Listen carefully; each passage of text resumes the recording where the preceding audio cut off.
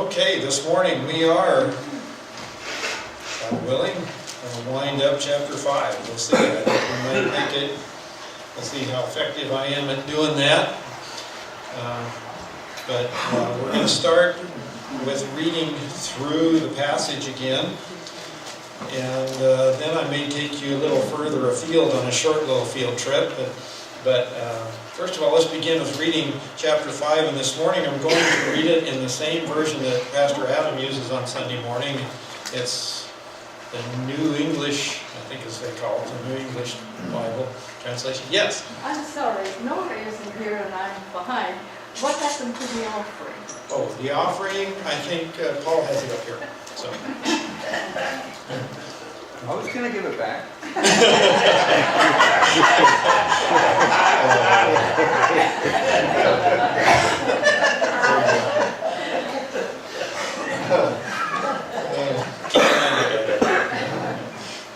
Okay, let's start chapter 5, verse 1. Remember, O Lord, what has befallen us. Look and see our disgrace. Our inheritance has been turned over to strangers, our homes to foreigners. We have become orphans, fatherless. Our mothers are like widows. We must pay for the water we drink. The wood we get must be bought. Our pursuers are at our necks. We are weary. We are given no rest. We have given the hand to Egypt and to Assyria to get it ready enough. Our fathers sinned and are no more, and we bear their iniquities. Slaves rule over us. There is none to deliver us from their hand. We get our bread at the peril of our lives because the sword in the wilderness. Our skin is hot as an oven with the burning heat of famine. Women are raped in Zion, young women in the towns of Judah. Princes are hung by their hands. No respect is shown to the elders. Young men are compelled to grind at the mill, and boys stagger under loads of wood. Old men have left the city gate, the young men their music. The joy of our hearts has ceased, our dancing has been turned to mourning. The crown has fallen from our head. Woe to us, for we have sinned. For this our heart has become sick, for these things our eyes have grown dim. For Mount Zion, which lies desolate, jackals prowl over it. But you, O Lord, reign forever. Your throne endures to all generations. Why do you forget us forever? Why do you forsake us for so many days? Restore us to yourself, O Lord, that we may be restored. Renew our days as of old, unless you have utterly rejected us and you remain exceedingly angry with us. And thus ends the final chapter, or the verse, of the final of the final. It's interesting, just as a side note, that when it's read in the synagogues today and for ages along, as well as a couple of other Old Testament books, they don't end with verse 22. They read verse 22 and then they go back and reread verse 21, because in their hearing and translation of verse 22 it sounds like too much of a downer and they don't want to end there. Isn't that interesting? I don't think it is a downer. I don't think it's intended to be. I actually think it's a statement of faith there, but it sounds so depressing that when the Jewish people read this in a public reading, they read 21 over again at the end, so they end on a restore us note. What I'd like to do this morning, hang on with me, I'd like to go all the way back in order to really understand as we finish up this passage, because it looks like starting next week, if I get done here today, we're going to have a major shift in what we're doing. We're going to be moving away from the Old Testament for some time. And I'm looking at going back and doing kind of a, I don't know what to call it. I want to call it a basics, but I want to go back over some of the common principles and things that we talk about as we go through these studies, and just kind of pluck them out and go back through those things, those foundations of our faith. If you were tended towards seminary type talk, we're going to do a systematic theology study. How's that? Okay. And if that scares you off, I'm sorry, I'm going to try to make it a little easier than it sounds. Now I'm trying to remember where I'm going. I'd like to go back to Deuteronomy chapter 28, if you would. And I'd like to read through that, because in Deuteronomy 28, in fact, a lot of the Old Testament is the roots of where we are in the passage today. And as awful as all that sounded and all that is to go through it, it's one of those things where you've had a child that was going out to play or do something, and you said, don't go up on the roof of the old shed, it's rotten and you may fall through and break your leg. If you go up on that roof, it's pretty sure that you're going to fall through and hurt yourself. Yes, Mom. And they go out and get to playing, and somewhere, having had a couple of those types, you look out and they are scaling the barn roof, you know. And because it seemed like the exciting thing to do, and they fall through and hurt themselves, and then there's the big boo-hoo-hoo-hoo, and you say, didn't I tell you that? Didn't I warn you about that? That's Deuteronomy chapter 28. It's a little long, it's going to take a little ways to get through it, but if you kind of put yourself in the mind of, gee, that might be a good idea to crawl there, that looks like fun, everybody else is doing it, here we go. Now it shall be, this is the good side, it shall be, if you diligently obey the Lord your God, being careful to do all His commandments which I command you today. Remember, this is Moses' last message, this book, Moses' last big sermon to the nation of Israel before they entered the land. So this is just outside of crossing the river to go in as he's writing this and teaching it to them. So you be careful to do all His commandments which I command you today. The Lord your God will set you high above all the nations of the earth. All these blessings will come upon you and overtake you if you obey the Lord your God. Blessed shall you be in the city.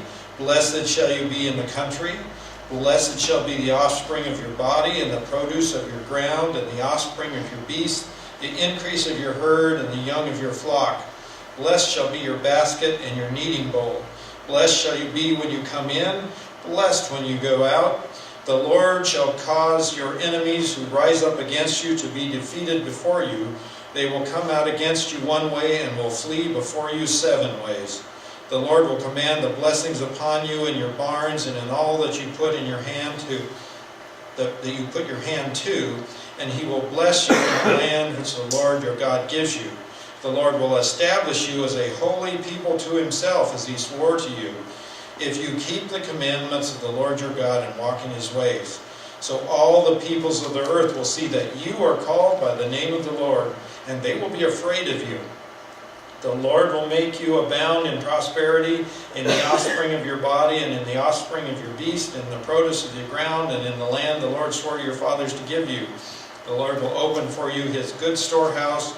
The heavens will give rain to your land in its season, and to bless all the work of your hand, and you shall lend to many nations, but you shall not borrow. The Lord will make you the head and not the tail, and you will be above and you will not be underneath. If you listen to the commandments of the Lord your God, which I charge you today, to observe them carefully, and do not turn aside from any of the words which I command you today, to the right or the left, to go after other gods, to serve them. Doesn't that sound great? Like, who wouldn't buy into that? And if you're thinking about the passages we've been studying, as you read some of those about being the head and not the tail, and other nations fearing you, and all, there are references within the poem that we've been reading that relate to that. Unfortunately, things have been stood on their head, and there was a great reversal. And the next long piece of this verse, this chapter, which is kind of lengthy, but I'm going to read all the way through it because I really think we need to at least have had part of that. I mean, you won't track it all. You're going to have to go back and spend time in this, but I encourage you to do that. But hopefully you'll catch some little snippets as we go by, and when we look back at Lamentations, you'll be able to go, oh boy, there it is. So here's the flip side. But it shall come about, if you do not obey the Lord your God, to observe, to do all His commandments and His statutes with which I charge you today, that all these curses will come upon you and overtake you. Oh boy. Cursed shall you be in the city, and cursed shall you be in the country. Cursed shall be your basket and your kneading bowl. Cursed shall be the offspring of your body and the produce of your ground, the increase of your herd and the young of your flock. Cursed shall you be when you come in, and cursed shall you be when you go out. The Lord will send upon you curses, confusion, and rebuke in all you undertake to do until you are destroyed and until you perish quickly on account of the evil of your deeds, because you have forsaken me. The Lord will make the pestilence cling to you until he has consumed you from the land where you are entering to possess it. The Lord will smite you with consumption, and with fever, and inflammation, and with fiery heat, and with the sword, and with blight, and with mildew, and they will pursue you until you perish. The heaven which is over your head shall be bronze, and the earth which is under you iron. The Lord will make the rain of your land powder and dust. From the heaven it shall come down on you until you are destroyed. The Lord shall cause you to be defeated before your enemies. You will go out one way against them, but you will flee 7 ways before them. And you will be an example of terror to all the kingdoms of the earth. Your carcasses will be food to all birds of the sky and the beasts of the earth, and there shall be no one to frighten them away. The Lord will smite you with the boils of Egypt, with tumors, and with the scab, and with the itch, from which you cannot be healed.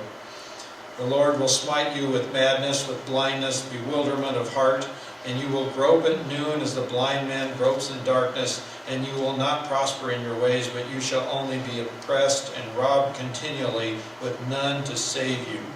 You shall betroth a wife, but another man will violate her. You shall build a house, but you will not live in it. You shall plant a vineyard, but you will not use its fruit. Your ox shall be slaughtered before your eyes, but you will not eat of it. Your donkey shall be torn away from you, and will not be restored to you. Your sheep shall be given to your enemies. You will have none to save you.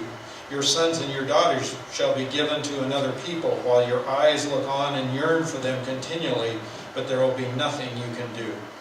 A people whom you do not know shall eat up the produce of your ground and all your labors, and you will never be anything but oppressed and crushed continually.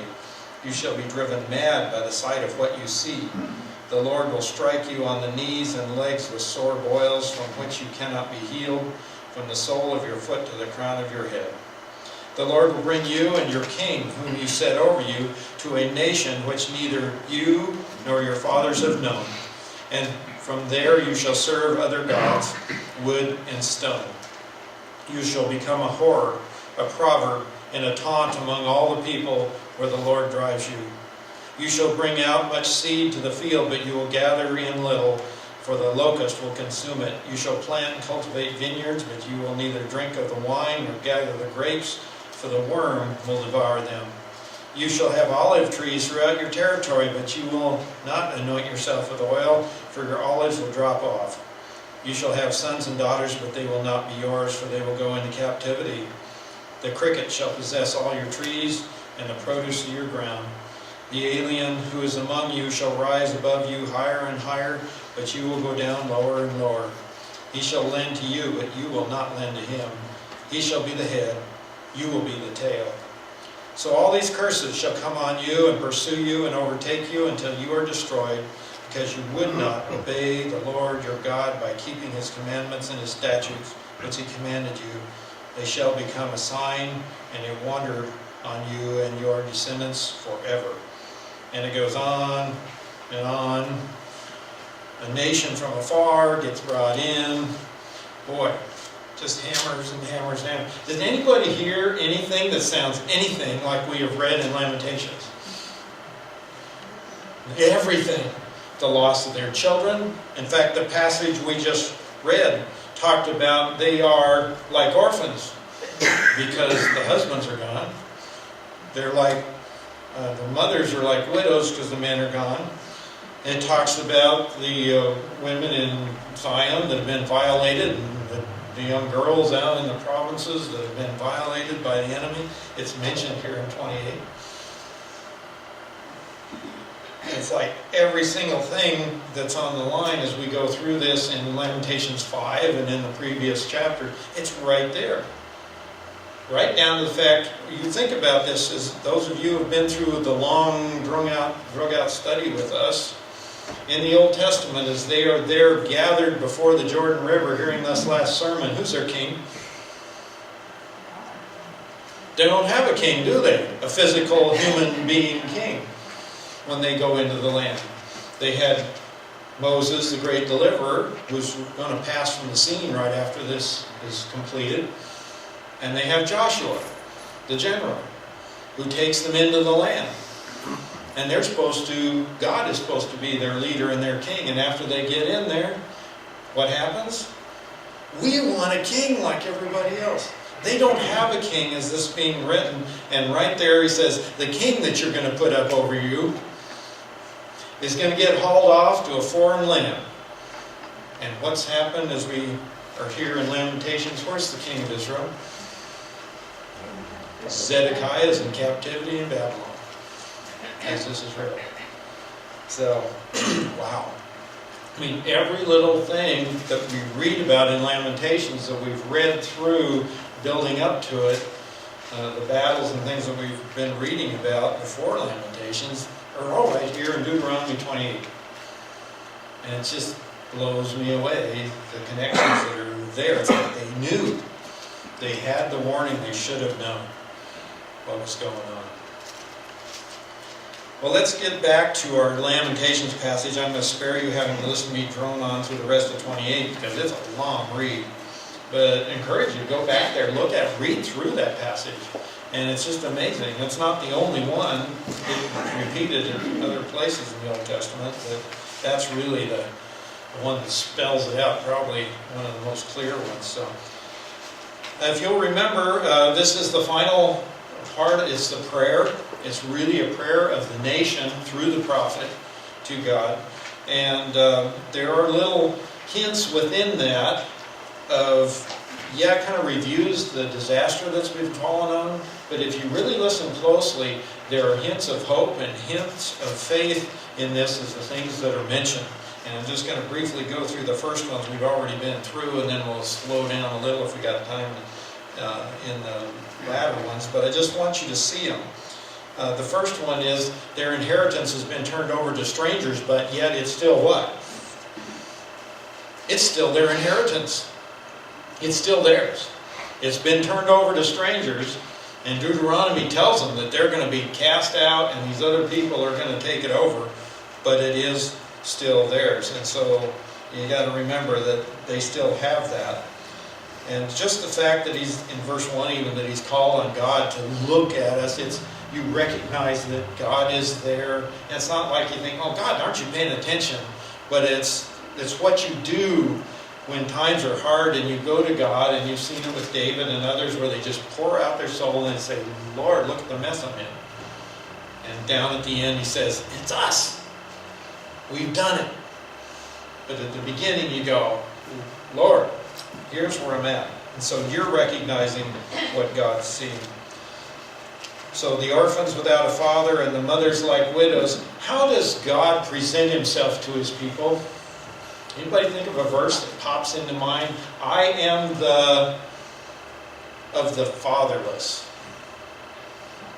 He's the father of the fatherless. That's a psalm, isn't it? So here he is talking about, here's the nation, and what's the little thing of hope? Well, who are you praying to? Why would you mention this to that God? Because he is the one who will be the husband to the widow, the father to the fatherless. He's the last hope they have of someone who fills that gap. So he's the one. How about having to pay for their drinking water and their wood comes to us at a price? Did you see any of that in Deuteronomy? What were they supposed to have if they obeyed?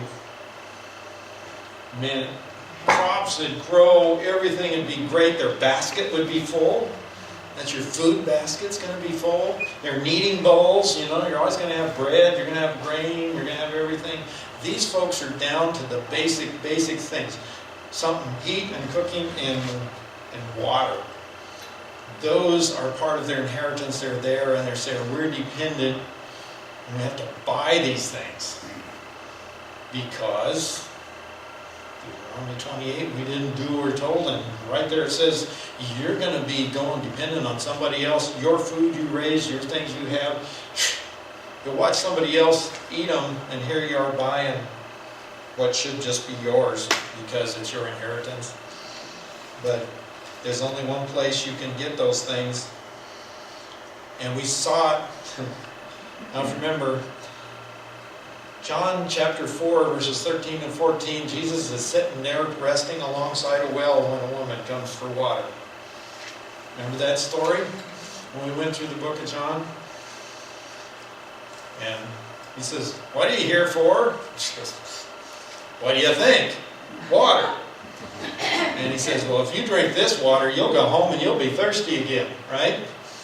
But I have living water that satisfies forever. You'll never thirst again.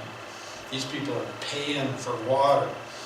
When you go out and you go hunting for, what the society, what the whole country was doing is searching for their happiness and all the good stuff, doing what the world was doing. He said, you're going to end up buying water, and you've got water offered to you with no end that satisfies forever. It's almost like there's a plug here for God. It's interesting that this writer should write that, because this is the passage that Pastor Paul used to quote over and over and over again, is in this author's writing in chapter 2. My people have dug out for them cisterns, broken cisterns that hold no water. And I'm offering them living water. They've turned their back away from the living water, and here they are going out buying water. That's really interesting that those show up. That's the place. There's only one source for water, and that's where you need to go. There's the recognition that our fathers have sinned and made wrong choices, and it looks like we're blaming it on them, but they're saying we've done it as well, and now we're getting to carry the freight for that. Their lives are over, whatever judgment they got is taken care of. We're having to live with what we have inherited from them and indeed carried on, because they could have diverted at any point. It's a confession and recognition that we have earned this, I think. The things that I've studied says that's what's happening. Verse 8. Oh, I missed the pursuers in 5, didn't I? And how they went. They're pursuers that are next. We talked about last time. Man, they're right there breathing down their neck constantly. Again, say Deuteronomy. You'll go out one way, scatter 7. They're going to be after you. There's no rest. There's no relief. Deuteronomy says the same thing. They've gone to Egypt and Assyria to get bread. They've gone running to the countries, and there's nobody else to help. And Deuteronomy says, I'm the help. Don't go over there. Come here. So here they are saying, yep, that's what we did, Lord. We went that way. Slaves are ruling over us. We looked at that last time. There's no one to deliver us from their hand. And God tells them in verse 48 of Deuteronomy 28, you will serve. You're going to serve your enemies, and you'll serve their slaves. They get their bread at the risk of their lives. Again, the sword in the wilderness. They should have freedom. They ought to have protection. They ought to have safety. He said, here we are. It's almost like he's going down the checklist in Deuteronomy and saying, yep, did that. Yep, we did that. Oh boy, yep, we're doing that. Did you catch that? It's amazing. In verse 10, our skin has become hot as an oven because of the burning heat of famine. In my translation, we're starving to death. We're in the promised land that flows with milk and honey, and we're starving to death, Lord. That would be a wake-up call. The women had been raped in Zion and in the cities of Judah. Those that they pretended to protect by going out and chasing after the world were lost, were violated. Verse 12, I don't think we got there last time. Princes were hung by their hands. And you're going, that's odd. That's weird. Does anybody remember what happened to King Saul when he lost the battle. This is going way back in our old study. Saul and his son Jonathan up on the hill on Mount Gilboa, I believe it was. And they were defeated by the enemy, and so they just took their bodies and buried them. Really nicely did that. They took them down to the wall of the city and they nailed their bodies to the wall. Why? Why would you do such a gruesome thing as that? It's terrorism. You bet it is. It is a message to everybody out there. This is what happens to your king. What do you think will happen to you?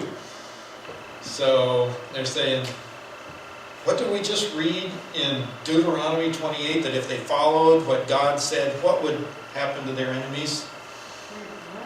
They would be afraid of them. They would be terrified by them, and they would leave them alone.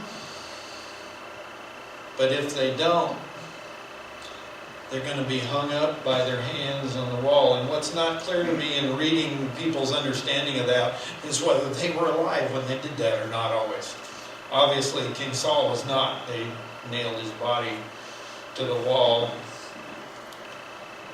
after he was dead. But it very much appears a possibility as one of the Chaldeans' methods of instilling great fear was to let you die out there hanging from your hands. Not unlike crucifixion without the nails, perhaps. Which you wonder if even that points ahead just a little. I don't know. Our Lord was nailed to a cross. And the reason he was nailed there is because of our sin. So, I wonder. Hadn't thought about that before. But there's no respect for, doesn't matter if you're old or young. What they're telling you is just because you were old and aged, if they decided to make an example of you, there was no respect for that age. You still got treated the same. In 13, the younger men, how they got treated. And I'm not sure which translation is exactly. There's a whole bunch of disagreement over what exactly this says in the Hebrew. It talks about the young men working, something about under the mill is the way it describes it in Hebrew, something about being under the mill.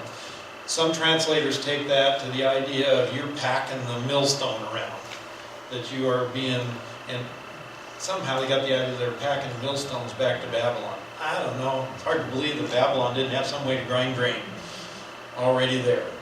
Or whether this was just a torture thing to let them pack it as long as they're going. We'll let them haul heavy stuff back to Babylon. I don't know. That could be. Weren't they probably operating instead of animals? That is what the other view of it is, kind of like when Samson had his eyes plucked out and the Philistines put him to grinding. And they would do that in the prisons, and they'd have the mill, and instead of the animals pulling that thing around, you'd put a bunch of slaves down there, or prisoners, and you'd force them to do that. And that's the way my translation reads, and that sounds really, from the other things we've seen or familiar with, that sounds like the idea that they are there grinding at the mill. And the thing that gets me here is that, well, what's that got to do with Babylon or with the passage we read in Deuteronomy? Well, Deuteronomy says, you may raise all this stuff up, but you aren't going to see any of it. Well, where could you be more in the middle of that than to be grinding grain at the mill that came off of your land that somebody else is going to eat and you don't get it? You starve while you're grinding food for somebody else to eat that came from your inheritance. It's like this ought to just drive home to them, what have we done? And I think it's a little recognition. Here our young men are, we're right there where Deuteronomy told us we would be. The youths, the even younger ones, are stumbling under loads of wood. They are loaded up with burdens, hauling firewood or hauling whatever, and they're dying, falling down, worked to death, packing wood. So everybody, young and old, are suffering. And then there's a little bit of a shift in verse 14 and the things that they're looking at. And I think this is looking at daily life that we used to know, if you will. What did normal used to look like?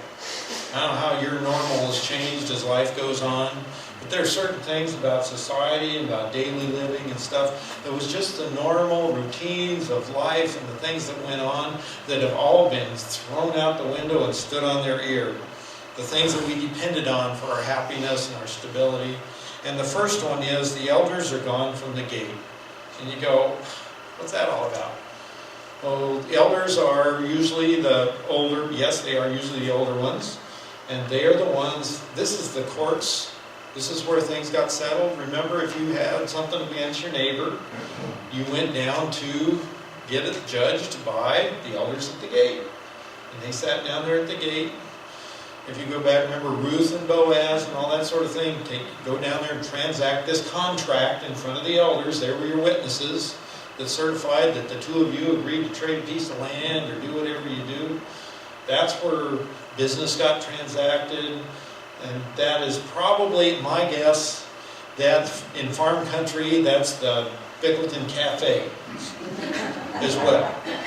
With a little more responsibility added in, because we may pretend to fix a lot of things at the Bickleton Cafe, but we don't have the authority to do so. These folks had a little of both. So they not only visited and talked about things and the old guys chewing the fat, but they also had a function as well. That's gone. So our normal for that part of our world is gone. And the young men from their music, this is an interesting thing, music is gone. What used to would have been normal to have music, and I think it's linked to the next one. It says, the joy of our hearts has ceased.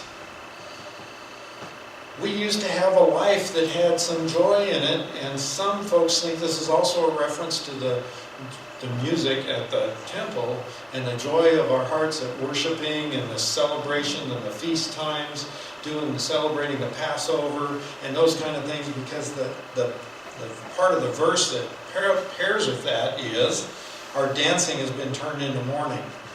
Well, when did they do the dancing and all those things? It was part of those celebrations where they would go up to the temple and there'd be the women with their timbrels and their tamarines and the men and the music of the horns and the stringed instruments and the choir and the excitement and the joy of those celebrations, and they're gone. They're no longer there. It's quiet.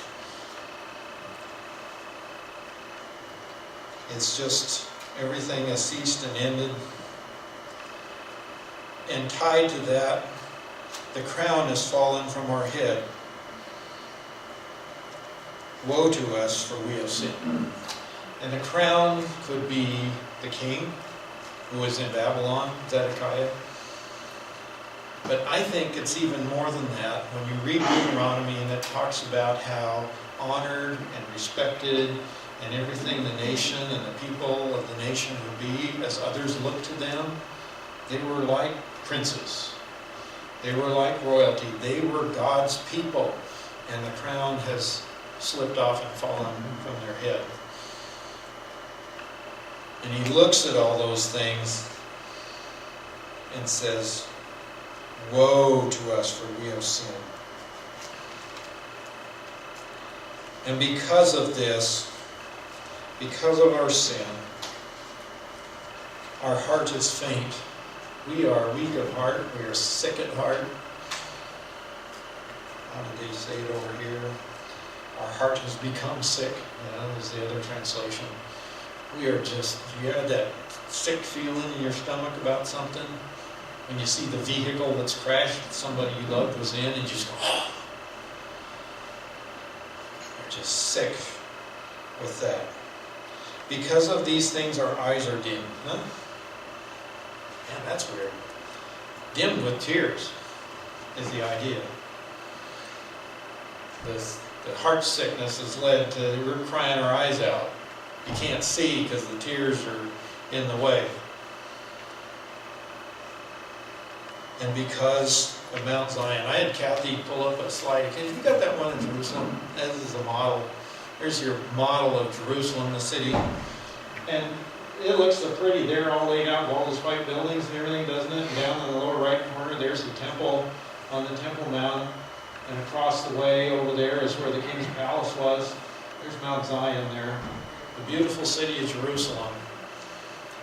Gosh, I wish I could do some magic with the computer and just level a whole bunch of that and knock the walls down and have a pile of rubble where that temple was.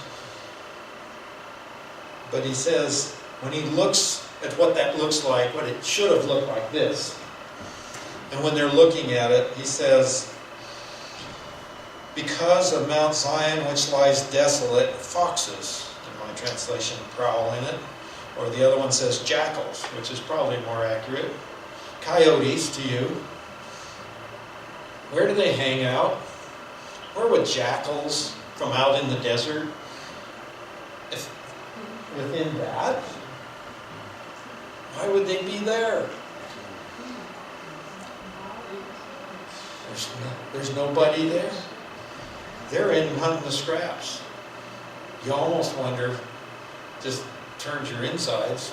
Are they feasting off of the dead bodies that are laying in the streets unburied? Packing human bones around back to their lairs? Because nobody's there. Do you hear the wind whistling through the rubble and the tumbleweeds that are blowing by? The place is desolate. It says our heart is faint, our eyes are dim, we're crying our eyes out. Zion, the city of the great king. What do you do with something like that? And we're over time. I hate to just end right here. But what do you do? In verse 19, you go all the way back to Genesis 1. I'll get there. Yeah, well, that's what I get for having a study Bible. It doesn't start at Genesis 1.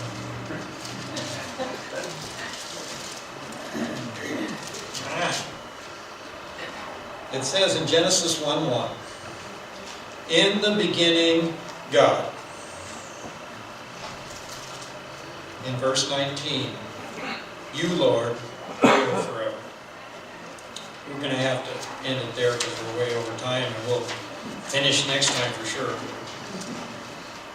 When you look at all that, when you start recognizing where you're at and how far you have fallen, and you can go down the Deuteronomy checklist and just check them off in beautiful poetic fashion and say, we're there, we're there, we're there, done that, yep, that's us.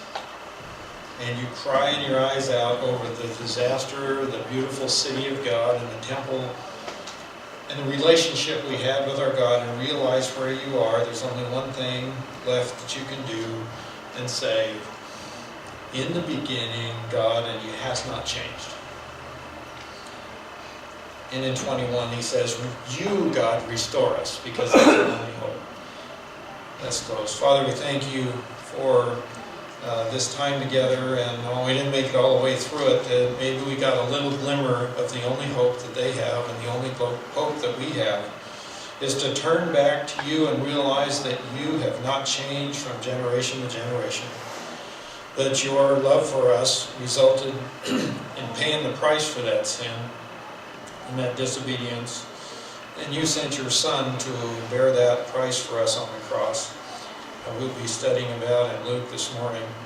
Help us to realize that that's where our hope is. And as we find ourselves having wandered off the path and gone the way of the world, that the hope for us is to turn back and remember that you have not changed and that you are still there, and that you are waiting for us to return.